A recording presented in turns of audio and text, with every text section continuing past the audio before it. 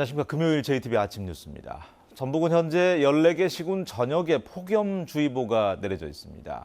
오늘은 구름이 많겠고 오전부터 오후까지 소나기가 내리겠습니다. 예상 강우량은 5에서 40mm입니다. 오늘 낮 최고 기온은 30도에서 33도로 어제와 비슷하겠습니다. 주말인 내일도 오전부터 오후까지 5에서 40mm의 비가 예상됩니다. 전주기상지청은 일요일인 모레와 다음 주 수요일도 비가 내리겠지만 당분간 무더위는 계속될 것으로 내다봤습니다. 전북교육청이 부안여고 성추행 사건과 관련해서 감사 중간 결과를 발표했습니다. 10명의 교사가 성추행과 성희롱, 폭행 등에 연루가 됐고 학사와 회계 부정 등 일부도 적발됐습니다. 조창현 기자입니다. 부안여고 성추행 사건과 관련해 경찰 수사를 받고 있는 교사는 3명입니다. 이 가운데 파문의 중심에 있던 체육교사는 구속됐습니다. 전북교육청 감사팀은 이들 외에도 7명의 교사가 폭행과 폭언, 선물 강요 등에 연루된 것으로 파악했습니다. 부적절 행위에 연루된 교사는 부안여고 전체 교사의 4분의 1가량입니다. 학사 관리도 엉망이었습니다. 1년간 보관해야 할 수행평가 근거 자료가 모두 폐기됐고 실기시험 배점 기준과 실제 학생 점수가 일치하지 않는 점도 확인됐습니다. 수행평가 기본 자료가 기초 자료라고 하는데요. 그 기초 자료가 1년간 보관되어 있어야 되는데 해당 학교에서는 무슨 이유인지 폐기 처분돼 있습니다. 교직원들에게 근거 없이 수당과 여비 3,300만 원을 지급한 것도 적발됐습니다. 감사팀은 이 밖에 학교 운영비의 부적정 사용 여부를 꼼꼼히 들여다보고 있습니다. 전북교육청은 행위가 중대한 교사 외에 오랜 시간 침묵하고 방조한 다른 교사들에 대해서도 어떤 처분을 내릴지 심각하게 고민하고 있다고 밝혀 부안여고 교사들에 대한 대규모 징계 요구가 불가피할 것으로 보입니다. 전북교육청은 부안교육지원청, 도교육청 관련 부서에서 부안여고와 관련한 민원을 적절하게 처리했는지 여부에 대해서도 조사하고 있다고 밝혔습니다. 전북교육청 특별감사팀은 부안여고 성추행 사건은 7월 말까지, 학교 법인에 대한 감사는 8월 말까지 이어갈 방침입니다. JTBC 뉴스 조창현입니다. 석산업체 장학금 기탁을 강요한 혐의로 경찰의 조사를 받은 정헌율 익산시장이 기자회견을 열고 혐의를 부인했습니다. 일부 공무원들이 권유했는지는 몰라도 자신과는 관련이 없는 일이라고 일축했습니다. 하원호 기자입니다. 정헌율 익산시장이 기자들 앞에 섰습니다. 정 시장은 먼저 골재 채취 허가를 대가로 석산업체에 장학금 기탁을 강요했다는 언론 보도는 전혀 사실이 아니라고 강조했습니다. 장학금 모금과 관련 어떠한 부당한 지시나 강요도 없었음을 이 자리에서 분명히 밝혀드립니다. 정 시장은 평소 가진 사람이 양보해야 한다는 자신의 소신에 맞춰 일부 공무원들이 알아서 권유했는지는 모르겠다면서도 자신과는 관련이 없는 일이라고 선을 그었습니다. 권유와 강요의 경계선이 사실 굉장히 모호합니다. 그런데 그 부분은 제가 여기서 단정적으로 말씀드릴 수가 없어요. 그야말로 사법적인 판단을 받아봐야 됩니다. 정 시장은 또 사실관계가 밝혀지고 나면 허위사실 유포에 관여한 사람들은 반드시 응분의 책임을 져야 할 것이라며 언론 보도에 강한 불만을 드러냈습니다. 경찰은 그러나 정 시장의 혐의를 입증하는 데 문제가 없다며 정 시장을 추가로 불러 조사할지 검토하고 있다고 밝혔습니다. 정헌율 익산시장이 강요는커녕 권유조차 한 적이 없다며 혐의를 전면 부인하고 있는 가운데 석산업자가 건넸다는 돈이 어디로 흘러갔는지 또 장학금 모금에 강제성이 있었는지가 정 시장의 사법 처리 여부를 결정하는 핵심 쟁점이 될 것으로 보입니다. JTBC 뉴스 하원호입니다. 장례식장에서 시신이 뒤바뀌는 일이 벌어졌습니다. 화장 직전 유족들이 시신을 확인하지 않았더라면 두 유족이 평생 다른 사람의 유해를 모실 뻔했습니다. 오정현 기자가 취재했습니다. 할머니의 장례를 마치고 화장터로 향하려던 유족들은 황당했습니다. 운구차에 실린 관에 다른 사람의 이름이 적혔기 때문입니다. 할머니 이름이 적힌 관을 다시 받은 유족들은 화장로에 들어가기 직전 혹시나 하는 마음에 관을 열었습니다. 그리고 또 한 번 억장이 무너졌습니다. 앳된 학생의 시신이 있었던 겁니다. 확인하지 않고 화장했으면 평생 남의 유해를 모실 뻔한 건데 유족들은 입관식을 거쳐 봉인한 관을 다시 연 게 아닌가 의심하고 있습니다. 굉장히 오래전부터 준비한 고가의 한 200~300만 이상 되는 고가의 지금 수의인데 그거와 이제 노잣돈에 대해서 이제 의심이 가고요. 본인의 시신을 받았을 때 처음과는 염 상태가 완전히 달랐어요. 장례식장 측은 잘못을 인정하면서도 결코 시신에 손을 대진 않았다고 주장했습니다. 실제로 고인을 입관했던 관입니다. 관에 보니까 이름을 적었다가 지운 흔적이 있는데 장례식장 측은 이름을 뒤바꿔서 적는 바람에 벌어진 일이라고 해명했습니다. 그건 절대 아닙니다. 우리는 그리고 기본적으로 우리 지금 노자 노란 소리는 안 해요. 이거는 저희가 거짓말 탐지 조사 받으라고 받겠습니다. 지난 화요일에도 대전의 한 장례식장에서 시신이 뒤바뀐 채 화장까지 치러져 유족들이 거세게 항의하기도 했습니다. 쉽게 납득하기 어려운 장례식장의 실수에 두 유족들은 다시 한번 분통의 눈물을 흘려야 했습니다. JTB 뉴스 오정현입니다. 그동안 새만금 사업의 지역업체는 마음이 참여할 수가 없었습니다. 기술과 자본에서 앞서는 외지 대형 업체가 일감을 대부분 가져갔기 때문인데요. 지역업체를 챙겨달라는 전북의 요구를 무시해온 새만금 개발청이 정권이 바뀌자 지역업체 우대 기준을 마련했습니다. 송창용 기자가 전합니다. 새만금의 핵심 기반 시설인 동서도로와 남북도로 건설 사업. 지역업체 참여 비율은 10% 안팎에 불과합니다. 새만금 전담기관인 새만금 개발청의 홀대 속에 외지 대형업체의 기술과 자본에 밀려 지역업체들이 안방을 내준 겁니다. 새만금 개발청이 뒤늦게 지역업체 우대 기준을 마련했습니다.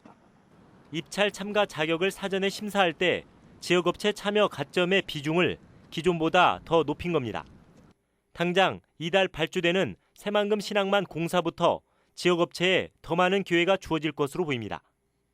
지역업체를 데리고 가야지만이 95점 통과할 수 있게끔 되어 있기 때문에 웬만한 아마 대기업은 25%에서 30% 정도를 지역업체를 참여를 시켜줘야지만이. 지역업체 우대 기준 마련 요구에 지난 3년간 꿈쩍을 않던 새만금 개발청이 갑자기 방안을 마련한 것에 대해 정권의 눈치만 봤다는 비판이 나오고 있습니다. 새만금 개발에 대해서 대통령께서 공공주도로 또 속도를 내는 개발을 해야 된다고 이런 강조하신 게 도움이 많이 됐습니다. 그러나 문제가 다 해결된 것은 아닙니다. 권장 사항인 지역 인력과 자재 구매를 의무화하는 작업이 필요합니다.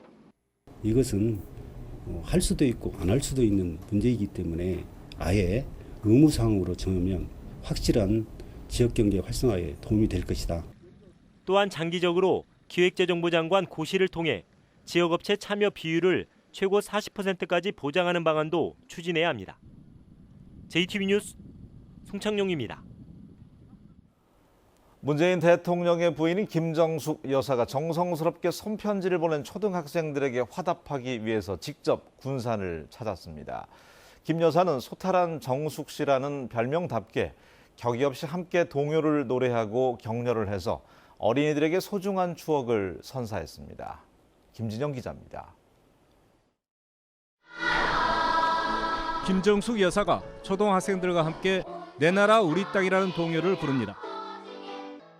합창이 끝나자 학생들의 박수 소리가 강당을 가득 채웁니다. 김 여사는 학생들이 보낸 편지에 담겨있던 소망을 언급하며 격려를 아끼지 않았습니다. 미세먼지가 없는 나라를 꿈꾸는 이주아 학생, 주아.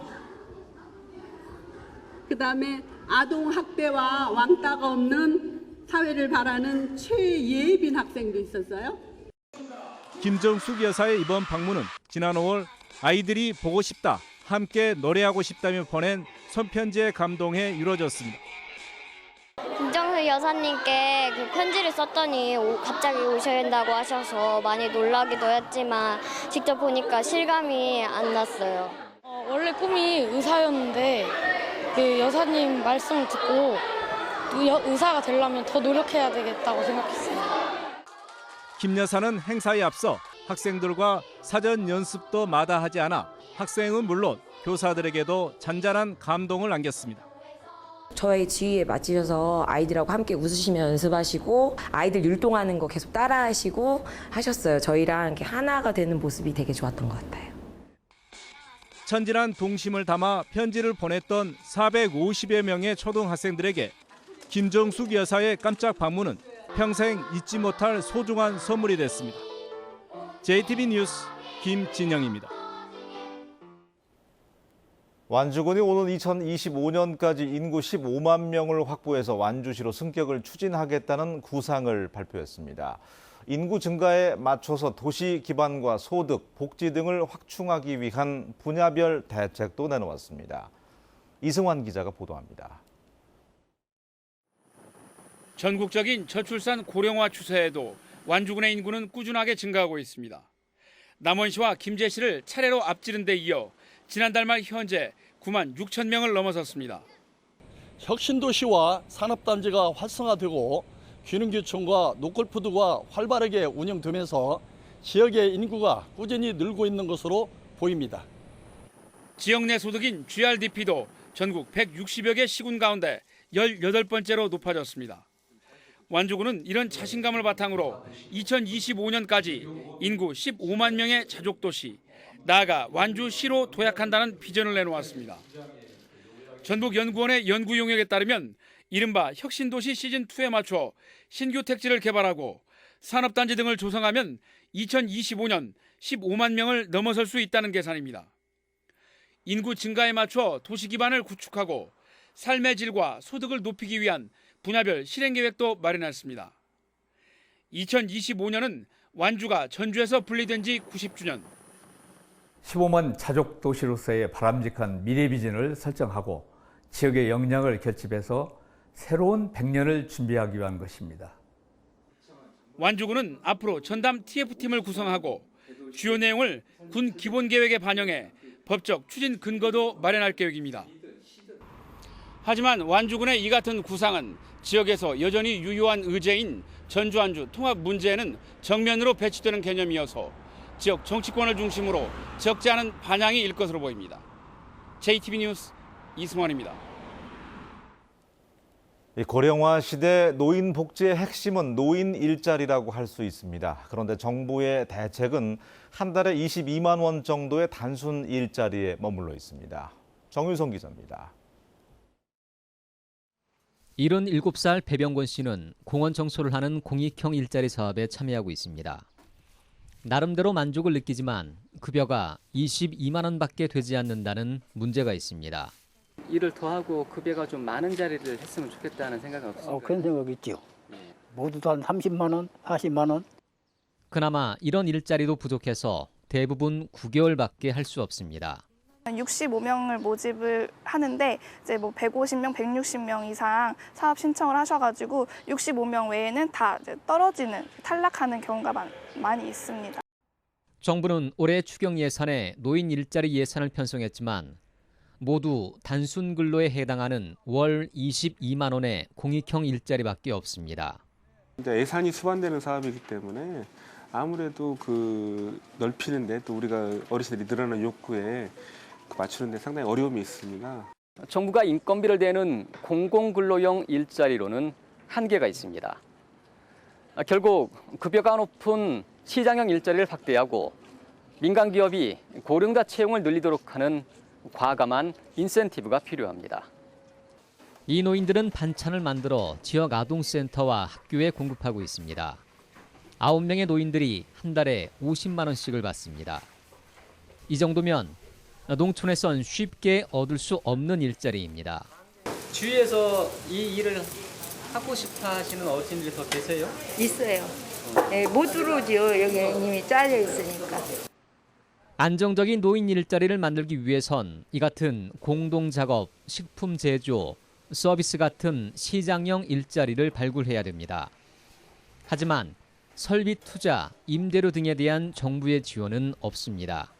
단순히 인건비 지원 가지고 되지 않는 측면이 많거든요. 근데 이제 그걸로 성과를 내라고 하니까 상당히 어려운 측면이 있어서 노인 시장형 일자리를 늘리기 위한 정부의 체계적인 육성 대책과 함께 고령자를 채용하는 민간 기업에 과감한 인센티브를 줄 수 있도록 노인 일자리 관련법 제정이 시급한 과제로 지적되고 있습니다.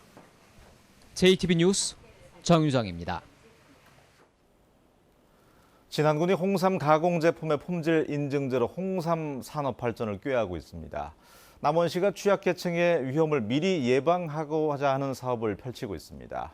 나금동 기자가 보도합니다. 진안군이 홍삼연구소의 검사를 거쳐 홍삼 추출액 등 4개 업체의 홍삼 가공 제품의 품질 인증서를 수여했습니다. 진안군수가 품질을 인증하는 홍삼 제품은 47개 업체의 55개로 늘었습니다. 진안군은 인증 뒤에도 1년에 2차례 불시검사로 품질을 관리하고 있습니다. 대한민국 유일한 홍삼 특구의 명성을 지키기 위해 명품 진안 홍삼 품질을 철저하게 관리하여 인삼 재배농가, 가공업체 발전에 모두 함께 노력하고 있습니다. 임실군이 소형 농기계를 직접 수리해주고 기술 교육도 하는 순회 교육을 실시합니다. 농기계 수리 비용은 10,000원까지는 무료입니다. 남원시가 취약계층의 위급 상황 관리에 힘을 모으고 있습니다. 200여 독거노인과 중증 장애인 가정에 화재와 가스, 활동 감지기 등을 설치하고 주기적인 방문과 점검을 펼치고 있습니다.